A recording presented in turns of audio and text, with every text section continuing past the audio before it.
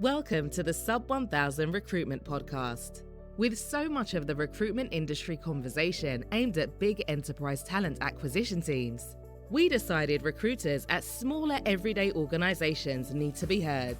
In 2023, we launched our free-to-join Sub 1000 online community. We have thousands of in-house recruiters and HR professionals from everyday organizations who recruit less than 1,000 staff a year, in some cases less than 100. And if you are listening to this, you've probably guessed the next bit. We've also launched a podcast to hear direct from those recruiters. Their stories, insights and experiences about how they get the job done on a limited budget, with limited support, in either a small team or perhaps completely on their own. Tune in every fortnight to hear from your direct peers. And if you want to get involved, join our free online community at sub1000.com. Hi everyone, welcome to another podcast for Sub 1000. Today we're joined by Karina Lee, who's had a recruitment career spanning 17 years, and today is going to share some of those insights. So welcome to the podcast, Karina. Thanks very much, Ben. Good to be here. We start every podcast off with the same two questions. So question one is, how did you first get into recruitment? And the second question is just a little bit of insight into your career today and the type of recruitment you do day to day. Sure, no problem. So, like most other people, probably, I kind of fell into recruitment. I actually started my career in the travel industry, spent 7 years doing that. And because of something else that was happening in my life at the time, my mum got diagnosed with an illness. It kind of got me thinking, do I actually want to do the same thing for the rest of my life? And so at that point, I thought, actually, I'm going to start having a look around elsewhere. And I ended up applying for a role in actuarial and investment recruitment, completely different to the travel industry, and ended up getting it and ended up doing that for the majority of my career so far. So yeah, probably like most other people, kind of fell into it, but I enjoy working with people, and I did that a lot in travel as well. Second thing, so what do I do? I mean, I spent 12 years on the other side of the fence as a recruiter within the actuarial and investment consulting space. So pensions, basically. Never thought it would be interesting, but it's actually quite interesting, and I'm a bit of a geek about it now. Enjoyed my time on that side of the fence, but as I kind of got a bit more mature, I guess, decided that I didn't really want to kind of carry on just doing the billing type stuff. So actually ended up moving in-house 6 years ago now, next month, to a client of mine, LCP, and I've been here ever since. And it's been an interesting journey. I've learned a lot along the way. It's nothing like what I thought it was going to be when I first stepped in these hallowed walls 6 years ago. Got a bit of a shock to the system moving in-house, if I'm honest, but I've enjoyed every minute so far. So, Karina, with 17 years experience behind you, what do you think makes a really good recruitment process? Okay, so key thing for me, number one, is a good application process itself. So only last year, actually, I implemented an ATS system. Up until that point, it had been the good old-fashioned email us, and we'll get back to you in about a fortnight's time if you're lucky. But since we've had the ATS, our application are much smoother for people. So I think that's really important as a starting point. Good job descriptions are another key thing, and this is something that I've been working with all of my hiring managers over the last 5 or 6 years now to get a good job description together, something that's obviously descriptive about what the job is and what we're looking for, but also which tells the reader a little bit about the organization, about the department, gives them as much of a flavor as possible as to why they would want to join us. It's really competitive out there, as everyone knows, so I think that's also really key. Don't hang around forever with CVs would be the next thing. Again, really competitive marketplaces. Candidates are, moving quickly.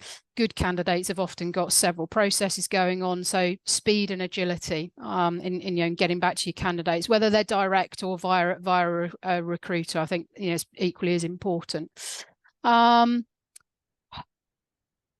Authenticity as well. Be yourselves during the process. You want to show, you know, what it's like to this person, you know, what it might be like to, you know, to work, you know, with you, for you. And I'm a big believer in that, because I think, you know, one of the most common reasons that I hear of people not staying in a role for very long is that actually it was missold to me. It wasn't kind of, you know, it wasn't as it was presented to me at interview stage. So just be authentic. You know, if you're a good business and you've got good people, then that will shine through your recruitment process. And also agility, like I said, just moving through the process in a quick, timely manner. Nobody wants to be hanging around, you know, in between interviews. Appreciate everyone's busy, but I always have that conversation up front with my hiring managers. You know, try to explain to them how important it is that we move quickly and efficiently, and you know, to get the best outcome for everyone, really. So just staying with that subject for a little bit longer, Karina.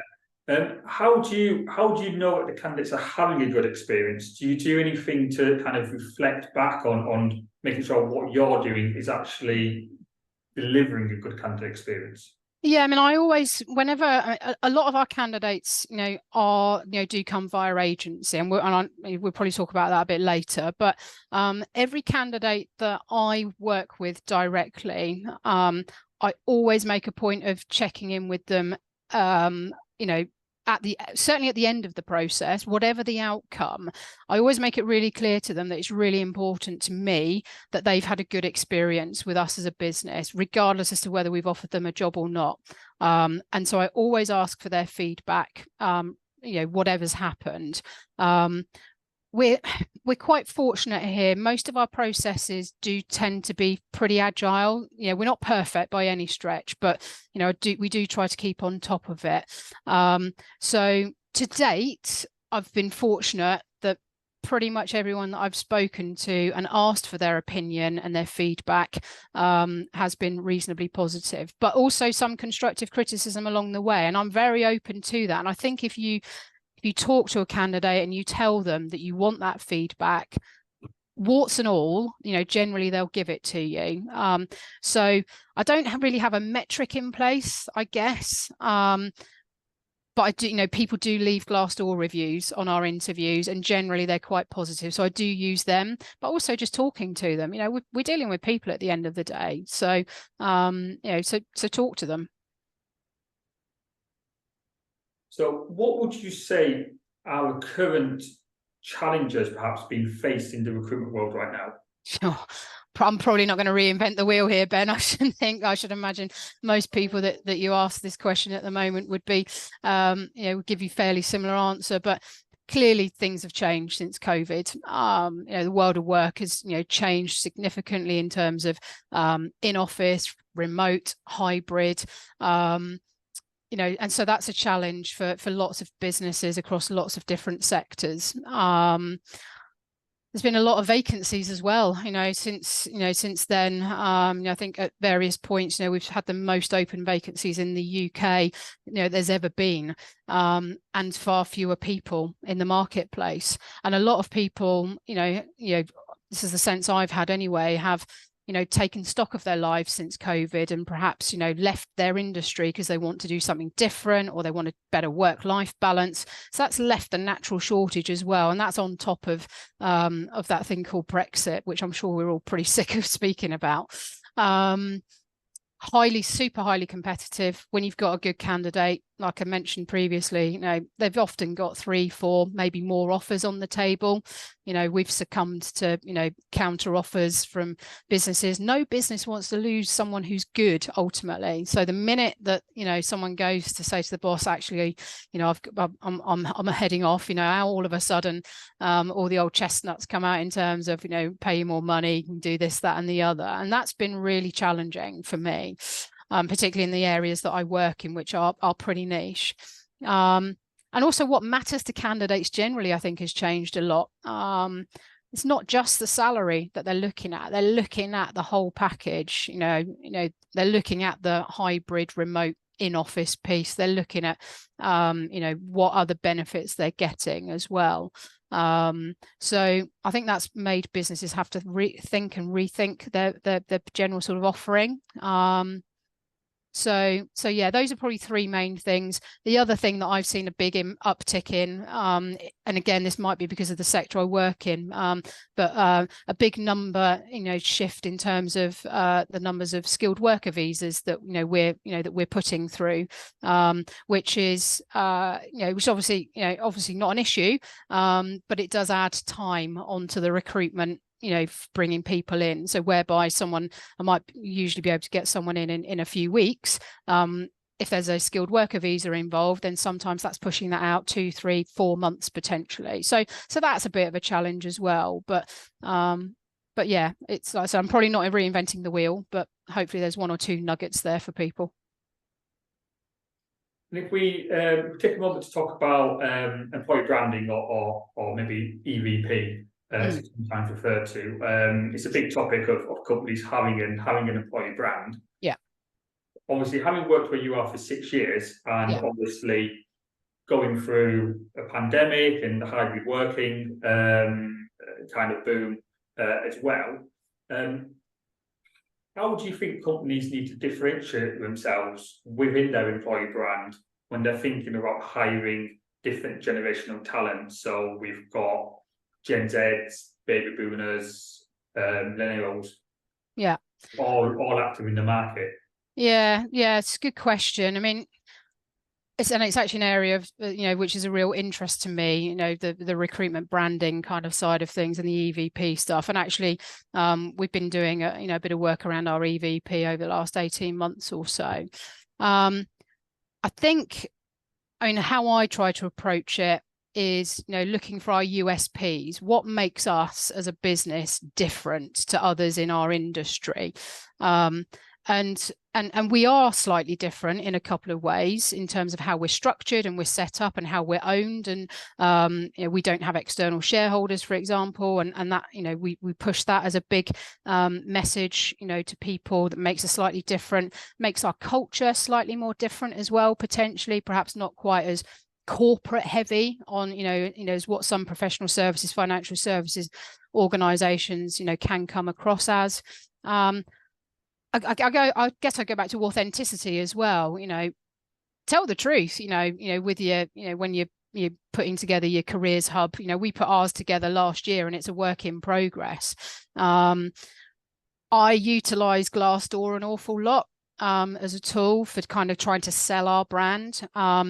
And so, on that particular page, I try to show, lots of different facets of what it might be like to look, what it might be like to work here. And, posting about different awards, different events that are going on. Funnily enough, I've got a funny picture of an ice cream to put up at some point this week. Sounds weird, but it will kind of all look okay when it goes out. So yeah, authenticity, I think, is really important to both Gen Zs who are looking for their first career, but also those who are further on in their career as well. I don't think there's actually, in some cases, a huge difference between what Gen Z is looking for and what someone later in their career is looking for in terms of work-life balance, the other cultural pieces, benefits overall. But yeah, it is challenging, but I think you also need to be reactive and kind of respond to what candidates are looking for and asking for. I utilize information from recruitment agencies and in terms of what they're seeing and what are candidates' hot topics. I think you have to try and keep yourself on the pulse. So we understand that sometimes recruiting in certain sectors can be very difficult. There's obviously very competitive markets, there's very niche markets, and there's also various different channels you can use to attract candidates. One of them being recruitment agencies. So I'm just curious to find out from your opinion, Karina, is obviously, where do you see the value of recruitment agencies to you, or maybe generally to in-house recruiters, and if people aren't using agencies, then perhaps maybe why they might want to reach out and kind of engage with them, Yeah, sure. again, I can only speak from my own experience, and in terms of the business that I work for is very niche in terms of the skill sets that we look for. Pensions actuaries, investment consultants, insurance actuaries, defined contribution people, health analytics people, energy. They're not sectors which are, where they are, candidates are, for want of a better phrase, 10 a penny. They are niche and they are sought after. And having worked as a recruiter on some of those spaces previous to coming in-house, I completely understand that, having a network within those sectors is key to a recruitment consultant in those areas. So I find, the agencies that I work with to be incredibly valuable, particularly in those areas which are so niche. They give me, market information. They tell me, what's happening in the marketplace generally. They've got the network of contacts, and for the roles that I'm looking for, yes, I could spend hours on LinkedIn or something similar trying to, headhunt directly, but the response rate for those types of roles that I would get would be very low. Generally, probably way less than 10%. I'd be lucky if I got 5 in 100, and probably nearer to 2. So actually, I do find the recruiters in that space, good recruiters in that space, are worth their weight in gold, as far as I'm concerned. For me, and I might be a little bit biased because I used to be one, but since coming inside, I probably thought when I first came here, I'll just go out, I'll fill all the actuarial jobs myself. I've got a really good network. It's hard work. It's very labor intensive. And I also, I work in a small team as well. We're not a massive talent acquisition, in-house recruitment team. There's me, one other colleague, and then another colleague who does some recruitment as part of their role. My role is much wider than just bringing people in. I get involved with the visa stuff. I get involved with wider HR pieces.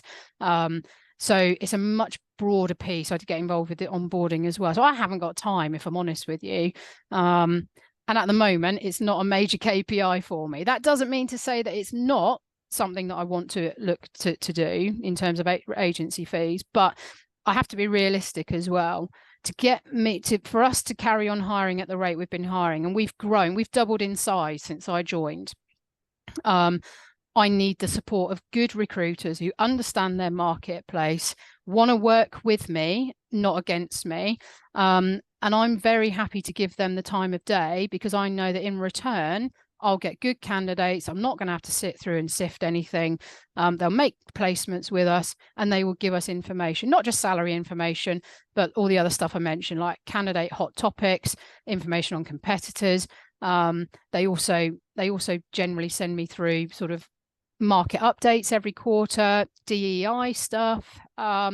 So whilst I appreciate that I work in a relatively, niche place, I think whatever sector you work in, if you do need to use recruiters, just be choosy about who you work with.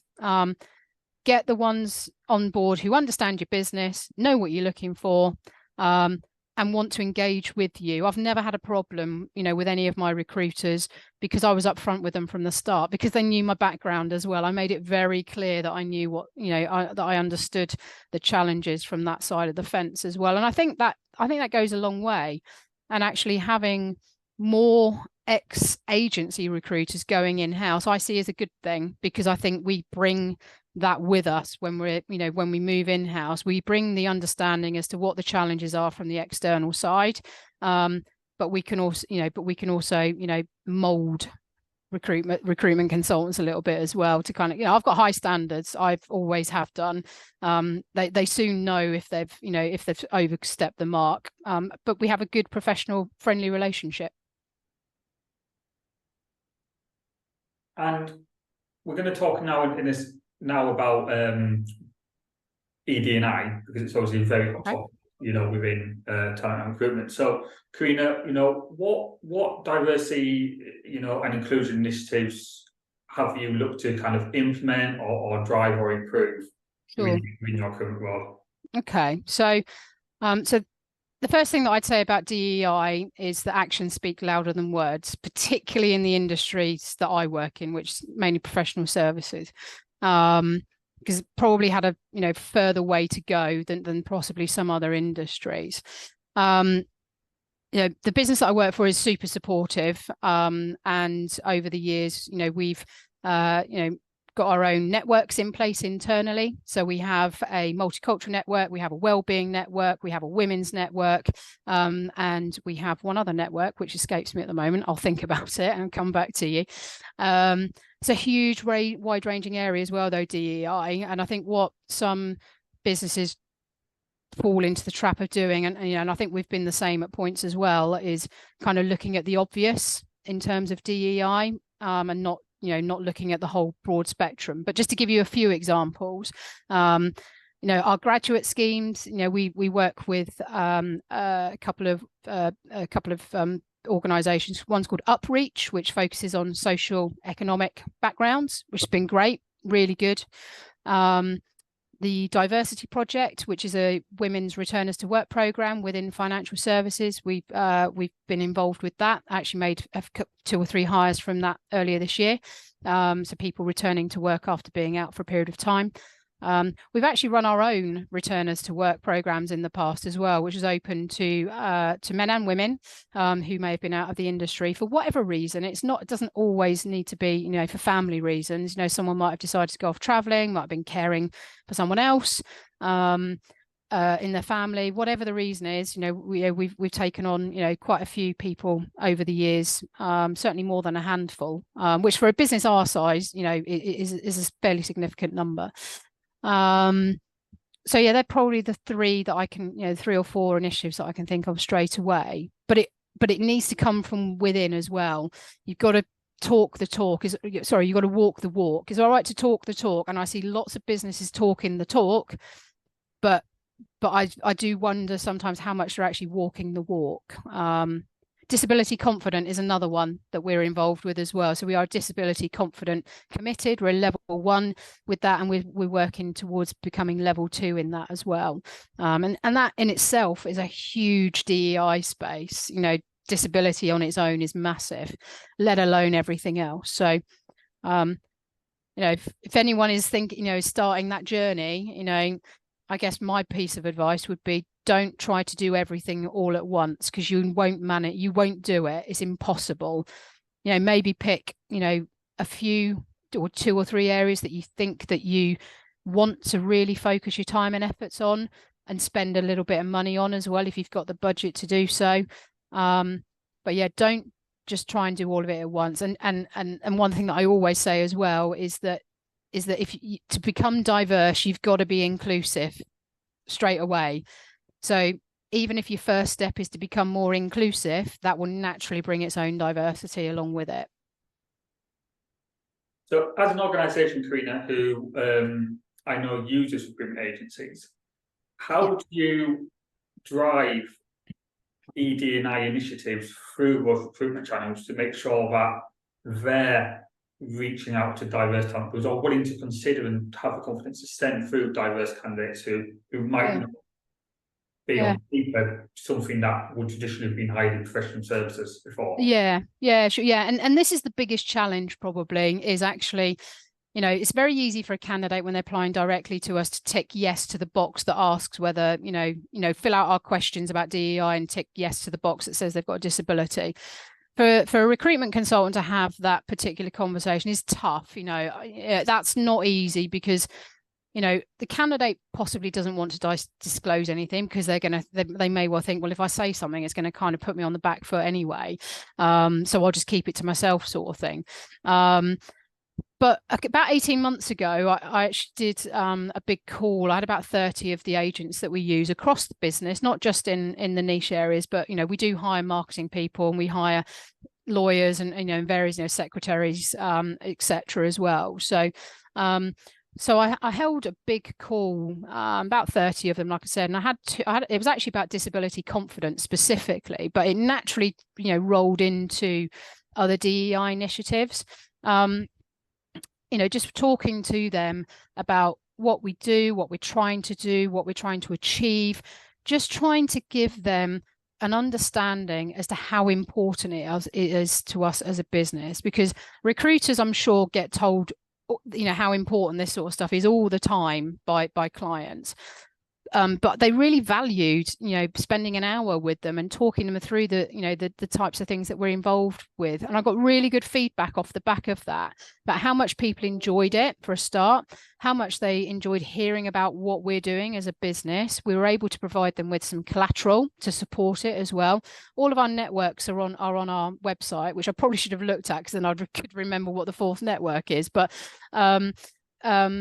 they really enjoyed hearing from us directly. So it was an hour of our time, and they went away and they felt so much more comfortable talking to candidates about just us generally, not even asking the candidate if they've got a requirement or if they're in particular interest, but just telling them what we do and what we're trying to achieve. We're not, like I said before, we're not perfect. We're not there. We won't ever get there, because no one ever will.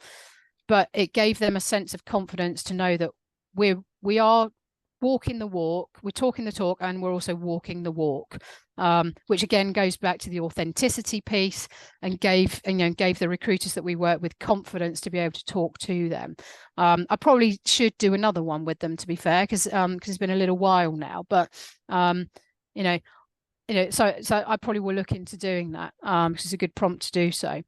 I'm not a massive fan of going down the route of asking for specific shortlists. I was asked to do that myself, and I found that challenging, because then actually you're discriminating in another way. So, I just think giving them as much information as possible that they can use, that's tangible, that they can pass on and have confidence passing on as well.